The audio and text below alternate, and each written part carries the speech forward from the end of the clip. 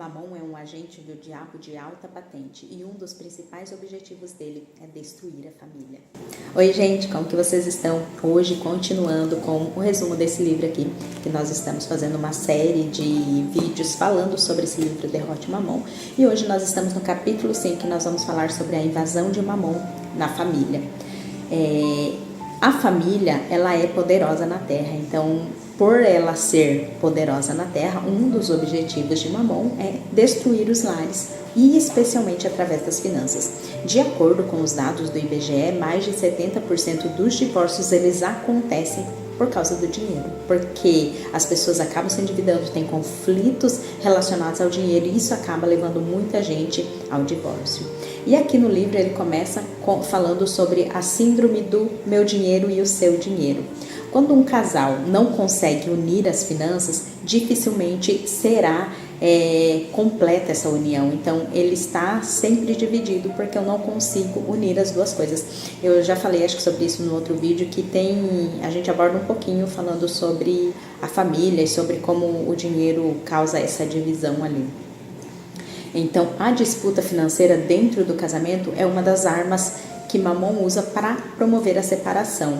O problema não é o dinheiro em si, mas como nós estamos lidando com o dinheiro. É isso que ao longo dos vídeos eu venho falando, e ao longo desse tempo que eu atendo pessoas com finanças, sendo consultora financeira, eu vejo a dificuldade. O problema não é o dinheiro, mas a forma como nós estamos lidando com ele. Por isso que vale refletir. Eu realmente entendo o que é o casamento. Quando eu estou entrando na relação do casamento e falando sobre dinheiro, será que eu entendo o que é o casamento? Eu confio no meu cônjuge? Como que os meus pais lidavam com o dinheiro e o que eu herdei dessa visão? Que isso a gente leva muito para a forma como eu estou administrando os meus recursos financeiros hoje, de acordo com a realidade que eu vivi na minha casa. E o meu cônjuge vai agir de acordo com a realidade que ele vivia. Então isso acaba assim trazendo divergência dentro do casamento.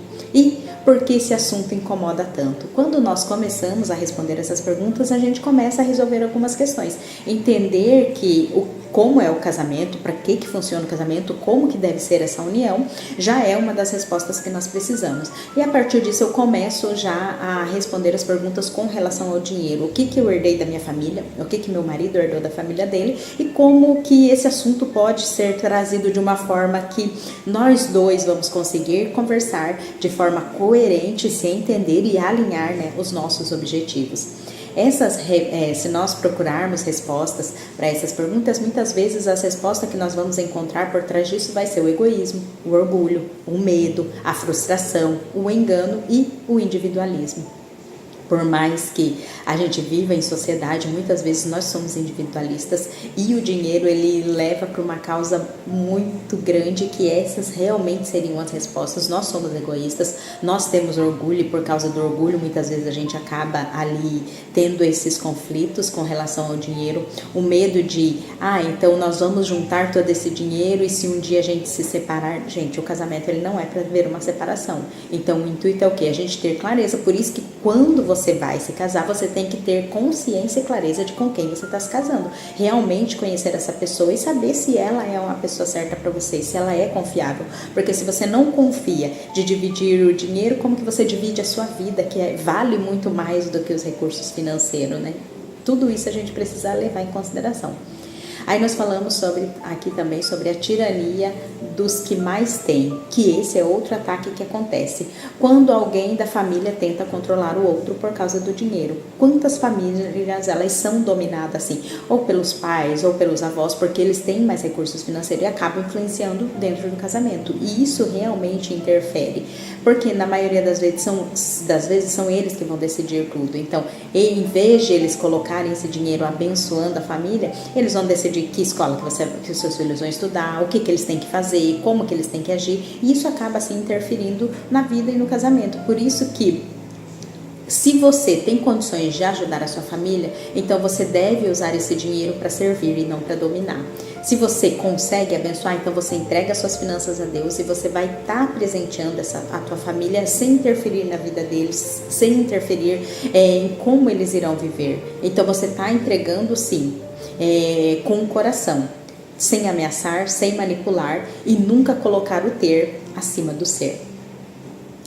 Também aqui a gente vai falar sobre a famosa mesada, né? Dentro da família, porque nós estamos falando hoje sobre a família, né? A mesada, ela é uma excelente ferramenta para ensinar os filhos sobre a disciplina e a responsabilidade financeira. Mas antes de você dar a mesada, é preciso assim orientar, ensinar a mordomia cristã, como que a criança deve ser uma mordoma daqueles recursos que ela está recebendo, evitar a supervalorização de marcas, mostrar para o filho, sim, que tem marcas, mas que não necessariamente ele precisa usar aquele tipo de marca. A gente usa as roupas e tem as coisas de acordo com a nossa realidade financeira. Mostrar o valor de uma doação e cuidar para criar os filhos, não criar os filhos em um padrão que não pode sustentar. Isso é importante. Então, quando você dá a mesada, você precisa explicar sobre o valor do dinheiro. Por que a criança está recebendo aquele dinheiro e como que ela vai administrar aquele dinheiro. De forma educativa mesmo. De forma educativa, para que a criança cresça já com entendimento. Porque como nós falamos aqui no começo, nós levamos muita coisa para o casamento. Trazemos, né? Trouxemos, não sei como que fala certa palavra, nós trazemos muita coisa para o casamento daquilo que nós vivemos na nossa casa. Então, ensinar sobre a mesada é uma forma que você está ensinando o seu filho como que ele vai gerenciar o dinheiro também no futuro. Outro tema que é bastante comum e que nós trazemos também para o ambiente da família, onde realmente mamão atua, é um tema bem polêmico, né? Que fala, mulheres gastam demais? Será que as mulheres gastam demais? Existe sim essa crença no Brasil, que muitas vezes as mulheres gastam mais do que os homens. Só que, na maioria das vezes, as mulheres, elas compram muita coisa, elas compram muito, mas geralmente compram em promoção. Enquanto o homem, ele vai comprar uma coisa, mas que muitas vezes uma coisa que ele comprou é mais caro do que as várias coisas que a mulher comprou. Mas tem sempre essa conversa, né? Essa comparação que fala, não, as mulheres gastam demais. E realmente nós precisamos entender o que leva a pessoa a ter essa compulsão por comprar. Muitas vezes isso vem trazendo já de alguma coisa que precisa ser preenchida e a pessoa acaba tentando preencher com compras. Por isso que é importante analisar, por que eu estou comprando isso, qual o objetivo, qual o intuito, por que eu necessito disso, antes de eu realmente sair gastando tudo. Porque tudo aquilo que eu compro demasiadamente, sem ter um controle, sem realmente ter um conhecimento, é porque eu estou escondendo alguma coisa por trás. Outra coisa que também nós podemos levar em consideração aqui, que ele está falando sobre o mundo de fantasia financeira. Muitas famílias vivem um faz de conta, fingem ter condições que não têm. Vivem fora da realidade financeira. Quando nós vivemos fora da realidade financeira, é sim um sinal claro da influência de Mamon. É como se eu estivesse vivendo uma mentira. Então, é ideal que a gente viva de acordo com a nossa condição financeira. Sim, nós vamos planejar um futuro melhor, porque nós até já falamos aqui, no livro até ele já fala sobre isso, sobre a mentalidade de escassez, sobre a mentalidade de miséria, que a gente não pode viver numa mesmice na miséria. Sim, a gente precisa alcançar algo maior, porque o que Deus tem para os seus filhos é uma vida abundante. Então, a gente não se conforma, mas a gente vive de acordo com a nossa realidade, com esse momento, se preparando sim para já viver algo melhor, para já alcançar outras coisas. Também aqui nós vamos falar sobre a herança, né? Isso é um ponto muito importante. Quem vai ficar com a herança? Mamon também age nas disputas pelos bens. Quantas famílias se destroem por causa da herança? O dinheiro, quando não está consagrado a Deus, ele acaba virando um motivo de divisão. Então, entender que se você tem posses, se você tem bens e precisa ser dividido, você precisa fazer isso em vida. Existem sim a sucessão patrimonial, onde você mesmo já vai decidir ali como que vai ser separado os seus bens, você já vai estar colocando um dinheiro que vai pagar já muitas vezes não fugiu o nome que fala, mas a pessoa que faz ali a transação dos bens de quando a pessoa morre. Me fugiu o nome, mas se até o final lembrar, eu vou deixar escrito aqui o que seria isso. Mas quando você faz essa sucessão patrimonial, você já deixa tudo pronto para os seus filhos, para a pessoa que vai herdar. Hoje existem muitos imóveis, muitos bens de pessoas que já morreram e que ainda não há inventário, que ainda não foi para o inventário porque a pessoa não tem condições de pagar para fazer esse inventário, porque custa um dinheiro. As pessoas acham que, vai morrer um parente que é rico e ele vai deixar e os filhos vão herdar e tá tudo certo. Não, gente, depois que a pessoa morre, tem um trâmite, um processo para passar todos esses bens e tudo custa dinheiro. Então precisa sim estar preparado. Então, se você já quer deixar sua família tudo certo, tudo pronto, faça a sucessão patrimonial, que é muito importante. Também nós vamos falar sobre os aniversários, o Happy Birthday. A gente precisa cuidar com os exageros nas comemorações. O aniversário, ele é um momento assim de gratidão e não de ostentação. Então, se eu não tenho condições de fazer aquela festa que eu gostaria, porque muitas vezes a gente gasta muito mais com familiares, porque são pessoas que a gente ama, então a gente quer demonstrar esse amor, mas muitas vezes nós não temos condições. Então, a gente precisa entender isso, que o aniversário, ele é um momento de gratidão. Então, eu vou agradecer com aquilo que eu tenho hoje. A simplicidade com a gratidão honra mais a Deus do que a extravagância. Lembrando que o convidado principal para esse momento de comemoração de um aniversário é Jesus.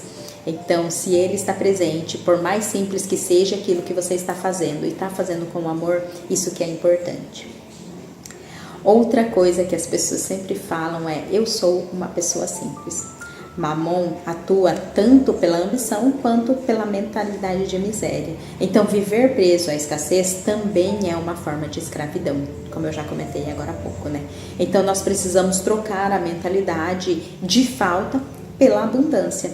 Investir-se no conforto da nossa família, investir no conforto da nossa casa, praticar a generosidade e abençoar quem não pode nos retribuir. Como é bom você fazer algo para alguém sem esperar nada em troca.